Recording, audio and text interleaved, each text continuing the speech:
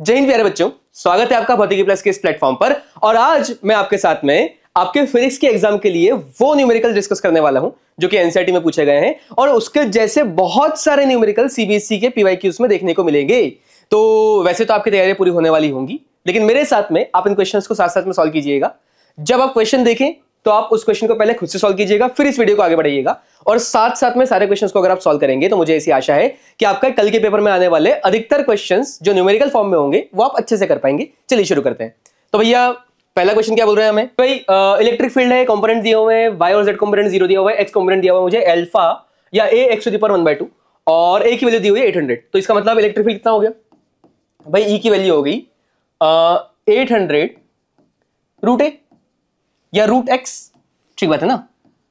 फिर आगे क्या मुझे बोला गया कि एक तो फ्लक्स कितना है क्यूब में वो निकाल दो और दूसरा मुझसे बोला गया है कि टोटल चार्ज कितना होगा वो निकालो। अब अगर मुझे फ्लक्स निकालना तो क्या करूंगा भाई, मुझे पता है कि इलेक्ट्रिक फील्ड लाइंस जो है वो आ रही है पॉजिटिव एक्स डायरेक्शन की तरफ, यानी कि कुछ इस तरह से इलेक्ट्रिक फील्ड लाइंस मुझे आती हुई दिखेंगी।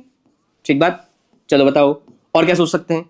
और मैं सोच सकता हूं कि मान लिया यहां पर इलेक्ट्रिक फील्ड E1 हुई और यहां पर E2 हुई, तो जरा बताओ E1 की वैल्यू कितनी होगी भाई। E1 की वैल्यू यहां से निकालेंगे 800 इंटू रूट एक्स। एक्स कितना है, एक्स कोऑर्डिनेट है a, देखो ना ये वाला जो प्लेन है, ये जो फेज है ये a डिस्टेंस पर है, तो इसमें सारी जगहों पर x की वैल्यू तो a ही रहने वाली है, यानी कि यहां पर वैल्यू आ गई मेरे पास 800 रूट a।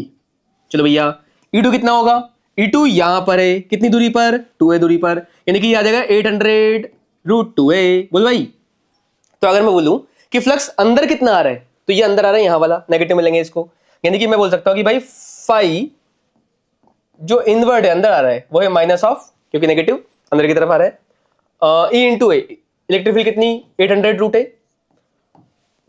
और स्क्वायर का एरिया हो जाएगा मेरे पास ए का स्क्वायर, यानी कि ये मेरे पास आ गया -800 ए टू दी पावर देखो जरा कितना आ रहा है भाई 2 और 1/2 है ना, 5/2 आ जाएगा यहाँ पे। चलिए ये आ गया मेरे पास फाई जो अंदर आ रहा होगा। अब जरा बता फाई आउट जो बाहर जाने वाला फ्लक्स होगा वो कितना होगा, तो बाहर जाने वाला फ्लक्स होगा यहाँ का इलेक्ट्रिक फील्ड जो कि है 800 रूट 2 है और उसमें एरिया का मल्टीप्लाई, आउटवर्ड है बाहर निकल रही इलेक्ट्रिक फील्ड लाइंस यानी कि पॉजिटिव होगा, तो 800 और रूट 2a और एरिया तो यहां पर भी कितना होगा a का स्क्वायर, तो यहां मेरे पास आ गया 800 रूट 2 और a टू दी पावर कितना 5/2। अब भैया मुझसे बोला गया नेट फ्लक्स निकालो, तो अगर नेट फ्लक्स मुझे निकालना है तो फाई नेट क्या होगा, फाई नेट इन दोनों का सम होगा और जब आप जोड़ोगे तो आपको समझ में आ रहा है कि भाई 800 तो कॉमन आ गया, बीच में आ जाएगा रूट 2 - 1 और बाहर आ गया a टू दी पावर 5/2। हाँ जी, यहां तक आ पा रहा है क्या। अब थोड़ा सा और आगे सोचते भैया क्या किया जाए, अगर मुझे चार्ज की वैल्यू भी निकालनी है, ये मानते हो कि a की वैल्यू 0.1 है, तो जरा देखते हैं। पहले तो फ्लक्स में a की वैल्यू रखने पर मुझे दिखा कि जो नेट फ्लक्स आएगा है ना वो आ रहा है मेरे पास 800 रूट 2 - 1, 800 देन रूट 2 - 1 और आगे a to the power 5/2, a to the power 5/2 यानी कि 0.1 to the power 5/2, 0.1 to the power 5/2। ये तो मेरा आ गया पहले पार्ट का आंसर। अब जरा देखो भाई, जब भी आपको किसी फ्लक्स वाले क्वेश्चन में चार्ज एनक्लोज निकालने की बात की जाएगी, अब क्या करोगे, आप करोगे वहां पर सीधा सा गॉस थ्योरम का यूज कि मुझे पता है Q enclosed bye epsilon not जो होता है वो फ्लक्स के बराबर होता है नेट के, तो अगर मुझे क्यू एनक्लोज निकालना होगा, अंदर कितना चार्ज है वो निकालना होगा, then I will do multiplication of epsilon naught in finite, यानी कि एप्सिलॉन नॉट कितना 8.85 इंटू 10⁻12 का मल्टीप्लाई करूंगा नेट फ्लक्स। नेट फ्लक्स कितना भैया, ये देखो ऊपर लिखा हुआ है 800 इंटू रूट 2 - 1 और multiplied by 0.1 to the power 5/2 है ना। तो इस तरह से मैं पूरी कैलकुलेशन करके और नेट फ्लक्स की वैल्यू निकाल सकता हूं, जहां पर ये 8.85 इंटू 10⁻12 क्या है, ये एप्सिलॉन नॉट की वैल्यू है। कर पाएंगे क्या। चलिए नेक्स्ट आगे बढ़ते हैं। ओहो, अब देखो ये क्या बोल रहे हैं, काफी इंटरेस्टिंग क्वेश्चन है, ये अधिकतर बच्चों का डाउट आता भी है। आप जब ने एनसीईआरटी पढ़ी होगी तो वहां पर एग्जांपल नंबर 1.12 दिया हुआ है कि early model of atom considered to have a positive charge point nucleus of the charge Ze charge यहां पर न्यूक्लियस पे रखा हुआ है, बहुत छोटा सा पॉइंट चार्ज है, मतलब उसका डायमेंशंस नहीं दिया हमें, रेडियस वगैरह। फिर क्या दिया हुआ है, surrounded by uniform density of negative charge up to radius capital R, भाई आर तक में नेगेटिव चार्ज है। फिर the atom is whole is neutral, इसका मतलब जितना न्यूक्लियस पे चार्ज होगा है ना जेडी, उतना के उतना बाहर बाहर चार्ज हमारे पास डिस्ट्रीब्यूटेड होगा, इकट्ठा होगा। फिर क्या बोला गया हमें, फिर बोला गया है हमें कि इस तरह के मॉडल के लिए what is the electric field at a distance R from the nucleus. अब देखो आर कहाँ हो सकती है, तो एक तो यहाँ हो सकती है इधर आर, है ना, ये मुझे बोला गया है। तो मैंने माना कि एक तो जो आर की वैल्यू मैं निकालना चाह रहा हूँ यहाँ पे निकालूंगा इधर, इसको मैं बोल रहा हूँ इनसाइड, ठीक है। और एक और कहाँ हो सकता है, आउटसाइड हो सकता है यहाँ पे बाहर। तो इनसाइड और आउटसाइड में मैं इलेक्ट्रिक फील्ड निकालने की कोशिश करूंगा, जिसमें सबसे आसान कौन सा लग रहा है, वो लग रहा है आउटसाइड। क्यों? क्योंकि मुझे पता है कि जब मैं आउटसाइड में इलेक्ट्रिक फील्ड निकालता हूं ना, तो जितना चार्ज होता है सबको इकट्ठा करके सेंटर पर रख देता हूं भाई। और जब मैं सारे के सारे चार्ज को सेंटर पर रख दूंगा, तो जरा सोचो ना, जितना पॉजिटिव उतना नेगेटिव, यानी कि नेट चार्ज कितना आ गया, 0। और अगर नेट चार्ज ही 0 है तो इलेक्ट्रिक फील्ड नहीं आएगा, यानी कि हाँ, ई जो आउटसाइड होगा वो तो मैं बोलूंगा सीधा सीधा 0 हो जाएगा, क्योंकि Q नेट इज 0, या ऐसा लिखो कि Q enclosed is 0। Gauss theorem से बोल सकते हैं कि भाई जहां पर एनक्लोज चार्ज ही नहीं है वहां पर फ्लक्स नहीं है, मतलब इलेक्ट्रिक फील्ड नहीं आने की संभावना रहेगी वहां पे। फिर आगे अगर मैं इस जगह की बात करूं तो देख बेटा क्या सोचेंगे, सोचेंगे ये कि सेंटर पर तो पॉजिटिव चार्ज रखा हुआ है जिसका मैग्नीट्यूड है ZE, उसके आसपास किसी डिस्टेंस कहां तक, R तक ना, चलिए तो कैपिटल R डिस्टेंस तक मेरा नेगेटिव चार्ज रखा हुआ है, यस। और जितना ZE पॉजिटिव में है यहां पर, उतना ही यहां पर सब जगह -ZE नेगेटिव में फैला हुआ होगा, ठीक बात है क्या। तो किसी R डिस्टेंस पर टोटल चार्ज कितना होगा, क्योंकि टोटल चार्ज निकालने के बाद ही मैं इलेक्ट्रिक फील्ड निकालने की कोशिश करूंगा। तो किसी रैंडम R डिस्टेंस तक इतने पार्ट में अगर मैं टोटल चार्ज की बात करूं तो देखो ZE तो आ चुका है, और उसके अलावा क्या होगा, उसके अलावा जितना वो नेगेटिव वाले स्फीयर का होगा वो हमें कंसीडर करना पड़ेगा। तो मैं बोलूंगा कि भाई Q enclosed will be plus ZE, है ना।